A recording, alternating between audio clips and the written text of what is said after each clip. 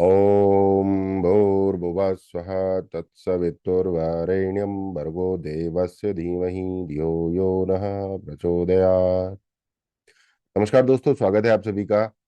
मेरा नाम है तांडवाचार्य सुनील चौधरी। दोस्तों, मैं सनातनी हूँ, भारतीय हूँ, पूरी दुनिया का हूँ, पूरे विश्व का हूँ, जो भी हूँ, ये मेरे विचार हैं।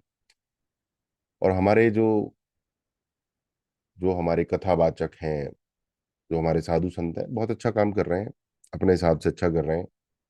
बट फिर भी मुझे ऐसा लगता है कि ये जाने अनजाने, बहुत ज्ञानी होने के बावजूद भी, नियत सही होने के बावजूद भी, ज्ञानी होने के बावजूद भी, ये जिम्मेदार भी हैं गड़बड़ झाला जो हो रहा है सोसाइटी में, उसके उसके जिम्मेदार हैं। और मैं ये पूरा डिटेल में आपको बता रहा हूँ। थोड़ा सा कुछ लोगों के अंदर बेचैनी होती है कि वो सुनते बाद में पहले बोल देते हैं, डिफेंड करने लगते हैं, पहले बचाव करने लगते हैं।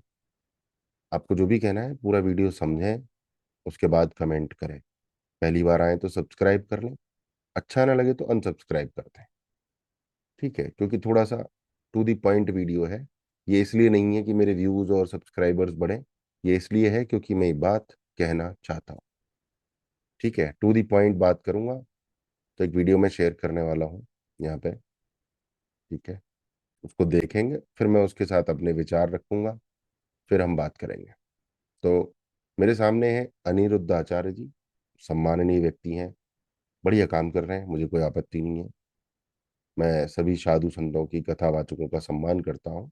पर ये जाने अनजाने ऐसी बातें करते हैं जो जो जो कि समाज के लिए ठीक नहीं है, जिनसे समाज का कोई फायदा नहीं होता, बल्कि समाज का नुकसान होता है। मैं आपको समझाता हूँ मैं क्या कहना चाह रहा हूँ, थोड़ा सा आप ध्यान दीजिए इन चीजों पर। और कथा सुननी चाहिए, और बिल्कुल सुननी चाहिए, इनको भी सुनना चाहिए, इनसे हमें बहुत कुछ सीखने को मिलता है। बट ये जाने अनजाने जो रायता फैला देते हैं ना, वो चीज जो है, एक सेकंड में थोड़ी जूम की सेटिंग ठीक कर लूं, फिर मैं आता हूँ आपके पास। कुछ तो गड़बड़ है इसमें, ठीक है? चलो एक बार और शेयर करते हैं, ठीक है? तो यहाँ आते हैं। तो दोस्तों, इन्होंने क्या कहा है वो मैं थोड़ा सा सुनाता हूँ आपको, फिर आप समझिए। आने वाले टाइम पे आप सुनेंगे कि लोग मनुष्य खाने लग गए। तो इन्होंने एक सेंटेंस यहाँ पर ये बोला है कि आने वाले टाइम पर आप सुनेंगे कि लोग मनुष्य खाने लग गए। आप इस सेंटेंस को समझने की कोशिश कीजिए, कितना, क्या स्टेटमेंट है ये, कथन। उन्होंने कहा कि आने वाले टाइम पर आप सुनेंगे कि मनुष्य कुत्ते खाने लग गए, मनुष्य मनुष्य खाने लग गए। ये इन्होंने स्टेटमेंट दिया है, यानी इनको पूरा विश्वास है कि ऐसा होगा। फिर मेरा सवाल यहाँ पर यह आता है कि जब आपको पूरा विश्वास है कि ऐसा होगा, तो फिर आप कर क्या रहे हैं? फिर आपकी कथा से, आपकी तपस्या से क्या फायदा हो रहा है समाज को? आप कह रहे हैं कोई फायदा नहीं हो रहा, तो फिर बंद कीजिए। आपको विश्वास ही नहीं है कि आपकी कथा से, आपकी तपस्या से कोई फायदा हो रहा है। नहीं है आपको विश्वास, तभी तो आप ऐसा स्टेटमेंट दे रहे हैं। देखिए, सुनिए। है ना? आने वाले टाइम पे आप सुनेंगे कि लोग मनुष्य खाने लग गए। लोग मनुष्य खाने लग गए।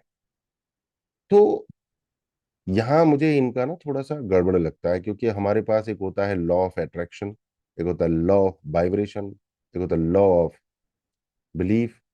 ऐसे लॉ हैं, ये प्रकृति के नियम। तो ये जाने अनजाने मैनिफेस्ट कर रहे हैं कि आने वाले टाइम में मनुष्य मनुष्य को खाएगा। तो ये जाने अनजाने ऐसे मैनिफेस्टेशन करते हैं जिसकी वजह से जो भी ज्ञान उन्हें पिछले 1 घंटे में दिया होता है, वो जीरो हो जाता है, इनफैक्ट नेगेटिव हो जाता है। तो इनकी पूरी जो कथा है, जिससे लोग फायदा लेने आए थे, फायदा ना होकर नुकसान हो जाता है। लॉ ऑफ अट्रैक्शन में, लॉ ऑफ डिटैचमेंट में, इन सब चीजों में हमें उन चीजों की बात करनी चाहिए जो हमें चाहिए, उन चीजों की बात नहीं करनी चाहिए जो हमें नहीं चाहिए। इसीलिए कहा जाता है कि नाम जपो, राधे राधे जपो, क्योंकि हमें राधे चाहिए, पॉजिटिव चीज चाहिए, पॉजिटिव, राधे राधे। हमें वो चीजें नहीं जपनी है जो हमें नहीं चाहिए, उनकी बात भी नहीं करेंगे हम।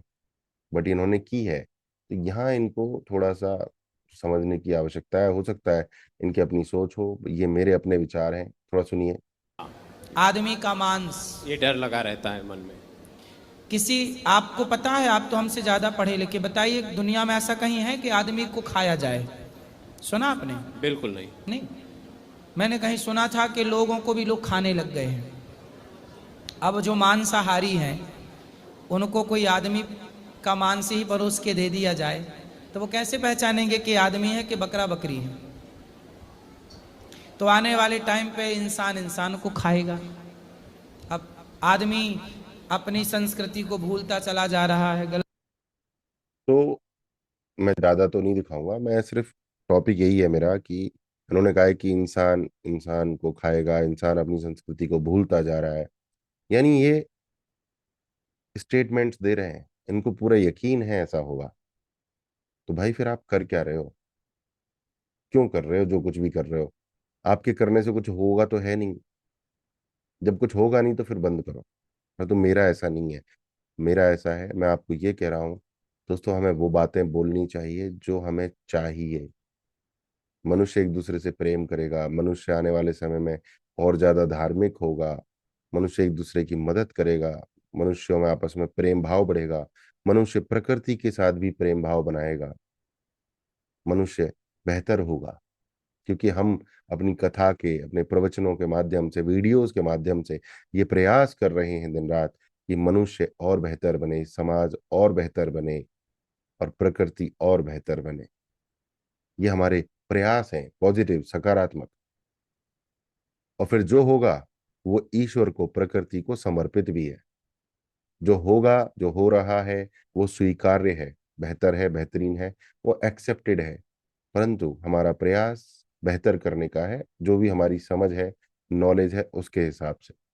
अगर हम ऐसे बोलेंगे आने वाले टाइम में मनुष्य मनुष्य को खाएगा, कोई किसी की सुनेगा नहीं, ये सब बातें हम मैनिफेस्ट कर रहे हैं जाने अनजाने।